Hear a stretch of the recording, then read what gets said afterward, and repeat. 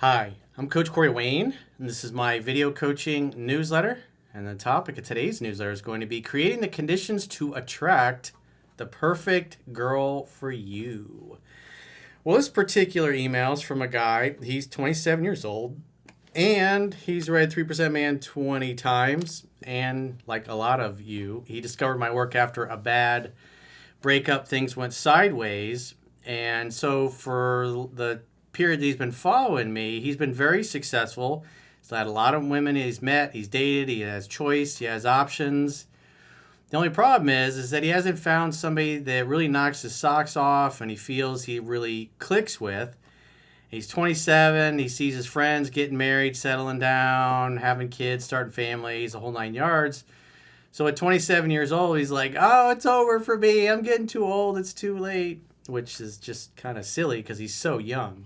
I mean, I didn't even understand this stuff back when I was this guy's age, and he has the benefit of knowing my work at 27. It's like, shit, man. When I was his age, I was still wrestling with the fact if I should or shouldn't be married to my first wife. Somebody that was a great girl. She was a great wife. I loved her.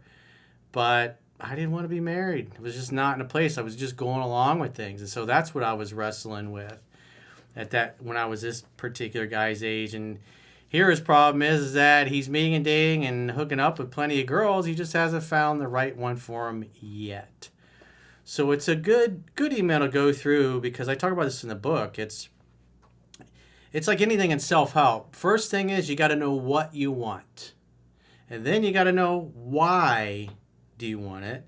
And number 3, you got to have emotionally compelling reasons why you want what it is. And as I also talk about in 3% Man, you have to become what you want to attract. And so if you want to become what you want to attract, like in this case, he wants to date a more family-oriented type of girl. And first thing right off the bat that you should be looking for is a woman who has a good relationship with her dad, and dad did a good job. If dad did a good job, she tends to be calm. She tended to feel safe when she was growing up. And she's going to typically be easygoing, easy to get along with because dad provided a safe, stable, calm, peaceful environment for her to grow up in. The more chaos there was, the more dad provided a chaotic environment, the woman is going to be used to chaos and drama and that kind of environment. And so that's what she's going to be used to. That's what's going to be normal for her. And that's what she's going to bring into your life. And so the most important thing that a guy's got to consider, like in this case, he wants a family-oriented girl. But you got to get to a place where you feel complete and happy and whole by yourself, where you really love being alone. You love spending your time alone. You love hanging out by yourself. And you get to a place where your life is fun and fulfilling, and it's full of the kind of like-minded people who share similar goals and values that you do. Like attracts like. People that like the same things tend to like each other. So if you're family-oriented and you want a loyal girl, you probably shouldn't be hanging out with friends or associating with people that are lying, that are cheating, that are screwing around their significant others, or dating girls that are cheating on their boyfriends or cheating on their husbands, or girls that have one guy thinking he's in a relationship with her while she's basically like the 7-Eleven. She's open 24/7 to any and all potential customers. You got to look at the value system and the character of the people that you're hanging out with, because if you're tolerating disloyal people or people that aren't family oriented and you want to be a family oriented guy, the vibe that you're putting out in the universe is that's who you really are. And if you're trying to attract somebody that's family oriented and grew up in a good environment and has a good dad that did a good job and she really loves and respects and admires her father and respects his authority, then she's just not going to vibe with people who are disloyal or who aren't family oriented, or people that lie, or the people that don't keep their word, or just people of low character. So it's super important that you get your life in order first. You know what your goals and your values are, and you make sure the people that you spend your time with and that are in your inner circle also share the same goals and values, because you're going to attract how you act. If you're hanging out with low character people, you're going to attract low character women. If you're hanging out with high character people, you'll attract high character women. And so you might have some housekeeping you have to do in your life. You might have some friends, or you might have some people in your life, or maybe girls that you know, or people that you're associating with that just don't share the same goals and values. And so that's part of being super crystal clear about what it is that you want and having some standards. Because whatever you tolerate in your life, you're going to invite more of. So with that in mind, let's go through his email. He says, "Hello, Coach. I hope you're doing well. My name is Bob. I'm 27 years old, and I'm a huge fan of your work. And I've read your book 20 times, and I make it a point to revisit it at least twice a year to keep the concepts fresh and ensure I've mastered the fundamentals. I discovered your work when I was going through a very challenging period in my life. I experienced a career-ending injury to my spinal cord as a track and field athlete. And at the same time, the love of my life told me that she couldn't be with me when she was in love with someone else, that other person being her ex. Well, obviously, if at the time that girl is the love of your life, in other words, you're totally in love with her, and again, this is prior to him coming to my work, but she's in love with some other dude and you didn't notice that, you couldn't see that, you have to understand how attraction works. And especially if you're in love with somebody that's in love with somebody else and you didn't know, you couldn't tell, that's not a good situation. That's why it's important. You got to understand how attraction works. What attracts a woman to a man, what causes a woman to choose one guy over another.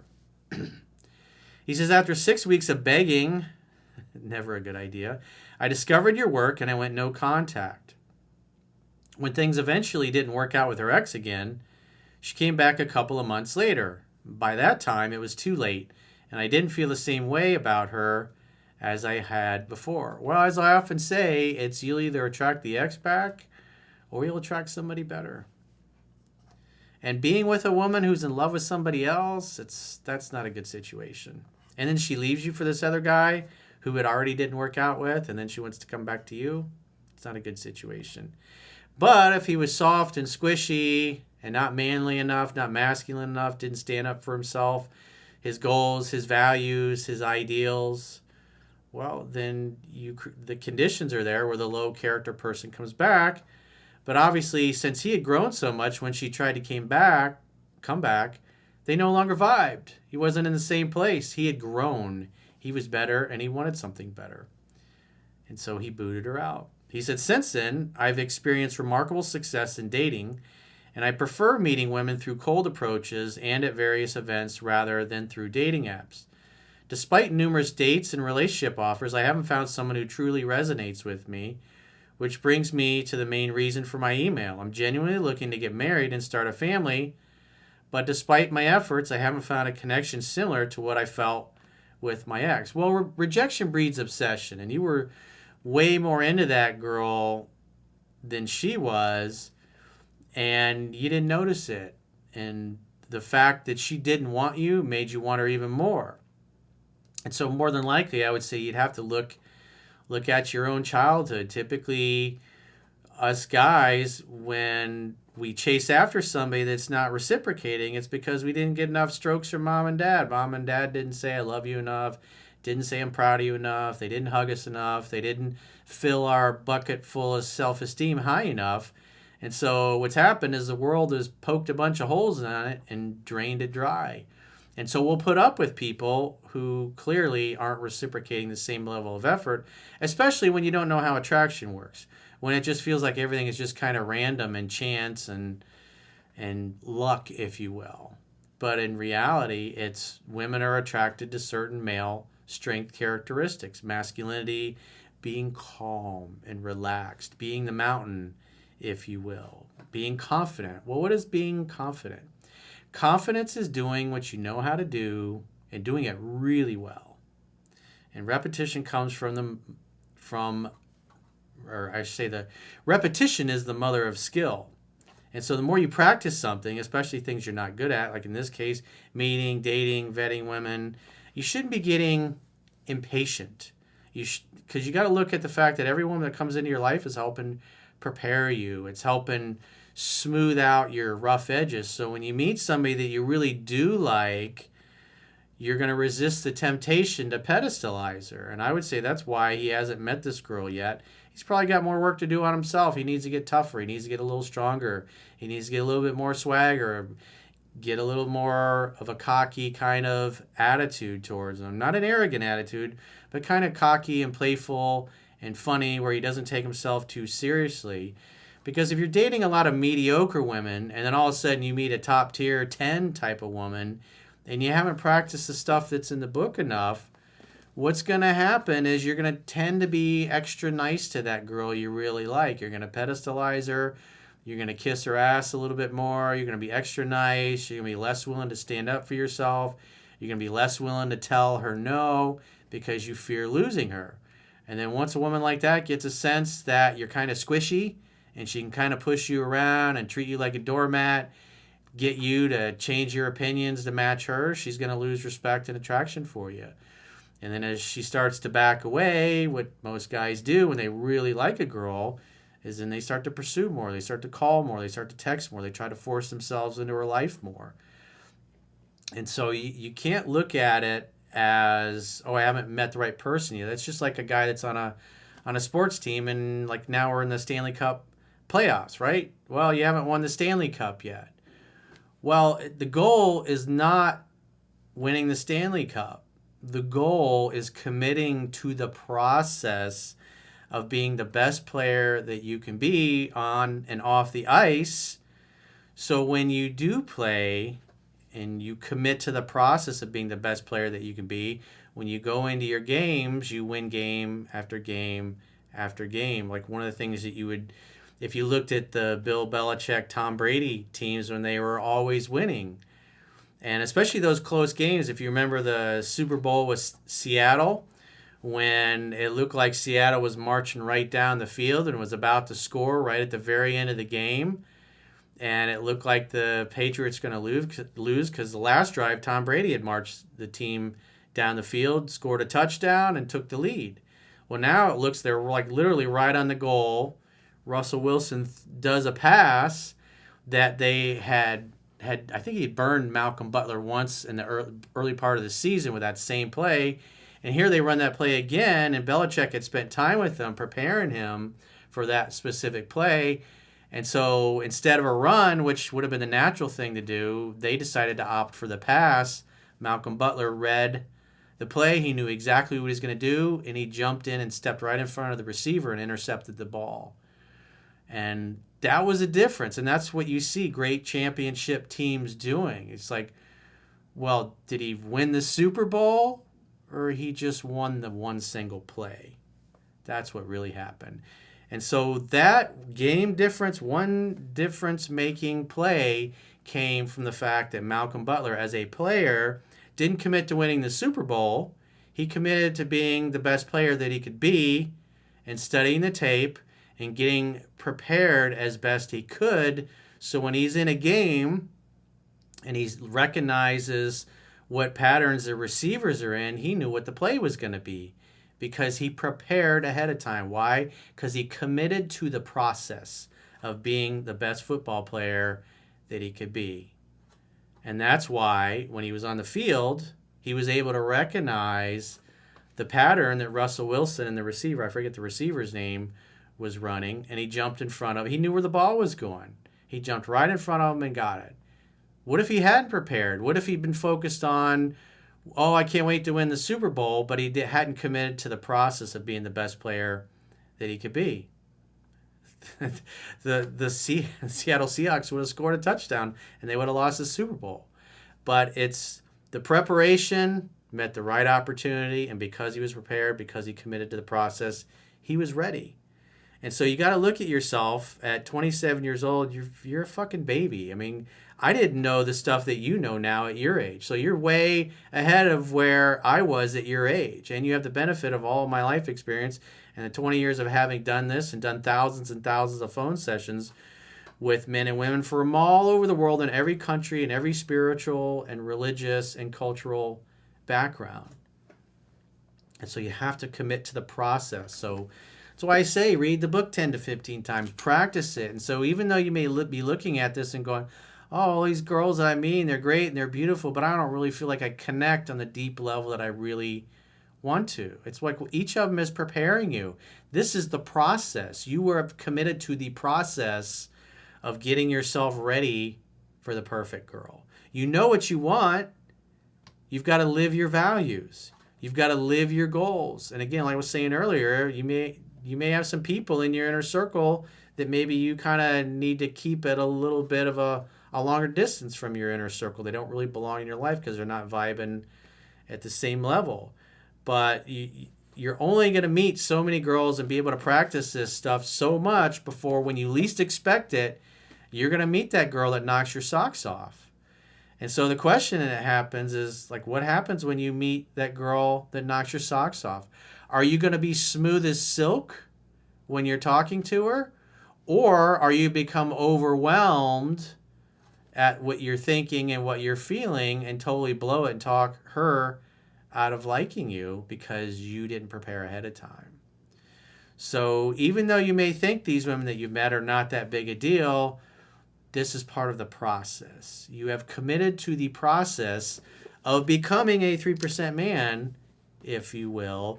So when your opportunity comes, like it did for Malcolm Butler in the Super Bowl, you make the right play, you get the interception, you meet the right girl, and things flow effortlessly.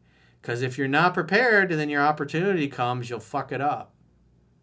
So you shouldn't be looking at this like, oh, I haven't met my person yet. It's like you're getting prepared. Each girl you meet, each approach you do, each date you go on, each successful seduction that you have, each woman that walks away from her interactions with you with a smile on her face and respecting you and admiring you means you're getting closer. It means you're mastering the process. And so when you meet the right girl, it's like I talked about in here, you can see my progression where things were sloppy and they were a mess. And then you had my girlfriend that had the daughter and how that was like such a mess. But about a year and a half in, I finally got things right. I learned to master the balance between pursuing too much and not enough.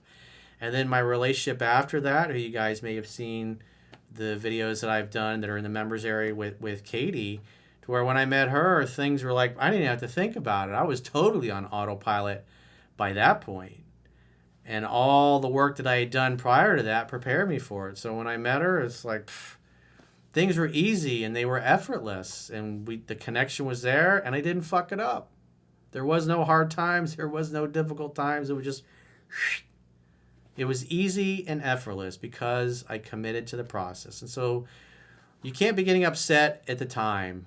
Because when you get upset at how long things are taking, it's like, that's just life, man.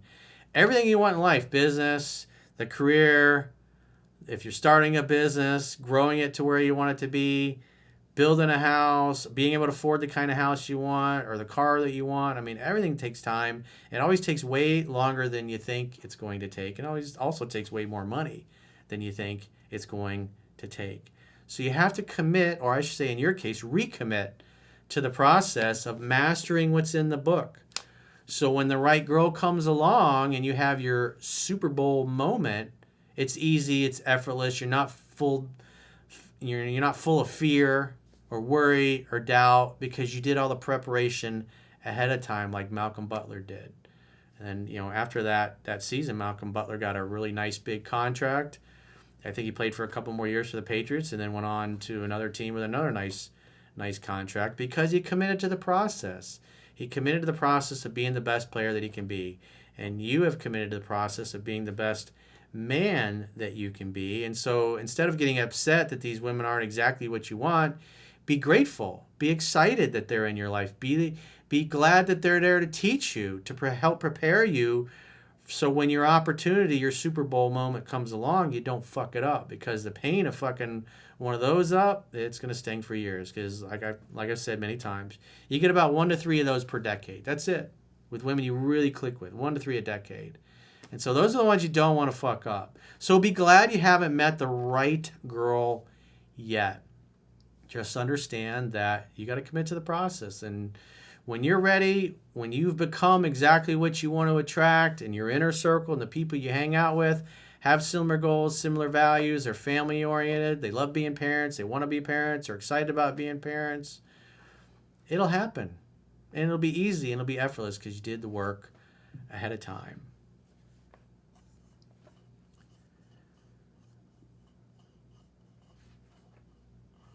So he says, I'm beginning to wonder if there's something wrong with me or if I'm not trying hard enough. It seems easy, or so easy for other people to meet a significant other that they really like. Well, your path is your own path. Don't compare your journey to somebody else's journey, because they've got rough edges that they're trying to smooth over of themselves, and you got your own rough edges that you're trying to smooth over. So the process is the process. Maybe you meet her this year. Maybe you meet her when you're 35. Maybe it happens when you're 32. Maybe it happens when you're 28. It's going to happen when it happens. It's going to happen at exactly the right time. And 10 to 15 years later, after that does happen, then you're able to look back at when you actually met her, and then all the things that happened prior to you meeting her. You go, wow, that's beautiful. It was perfect. My life story, my life path was exactly the way that it needed to be. It was the perfect setup to get me where I needed to be, just like Malcolm Butler, to just jump in front of that ball and take what is yours when the opportunity comes along. He says, have I not leveled up enough in my life yet to meet the one I'm looking for? I'd say probably that's a little bit of a true statement, because as I say, God works in mysterious ways, and it's going to happen when it happens. It's you getting upset about it not happening is not going to do anything to make it happen quicker. You have to get to a place where you're calm and you're super happy and you love your life. You love being single. You love being alone. You love what you're doing for fun, because that's when you're most attractive. When you're content, you're in a peaceful, relaxed place. A woman's going to come along that's going to challenge that. And if you've done the work, it'll be easy and effortless. If you haven't done the work and you're impatient, you'll fuck it up, and then you'll be in a lot more pain than you would have been otherwise if you would have just taken the time to prepare. So that's what I would do if I were you, my man. Commit to the process of becoming a 3% man and absolutely fucking mastering what's in this book to the point where you don't think about it anymore. You meet a girl, it's just butter. And if your interactions are not going that way yet, it just means you got more growing to do. It means you're not ready yet. So take the time to get ready, because when that Super Bowl moment comes along, if you've done the work, it'll be easy. And if it's not, there's a good chance you'll fuck it up. Something to think about. So if you guys haven't already joined our members only content, if you're watching this video on YouTube, in the video description, you can subscribe to watch our viewers only content, our members only content, paying members only content on YouTube. You can subscribe on Spotify. If you want to subscribe on the website and you pay annually up front, you get a 25% discount. And so I'm doing 6 additional paid video newsletters per week for the paying members, in addition to the normal 5 free ones that I do. Plus, we've got the 3% Man study group with the girls and Mastering Yourself study group with the girls, where we literally go page by page in my books and discuss things, obviously from the girls' perspective and my perspective and why I teach what I teach. We've got Mastering Yourself, 3% Man. We do it with both those books. Plus, we've got the Viewer Questions podcast. When we do those film days, we've got those uploaded. And sometimes, obviously, we'll be doing other special paid members only videos as well. Again, if you're watching this on YouTube, in the description right underneath this video are all the links, so you can join on whatever platform you so choose. And if you'd like to get or book a phone session with yours truly, go to understandingrelationships.com, click the products tab at the top of your screen on any page of my website, and book a coaching session with yours truly. Until next time, I will talk to you soon.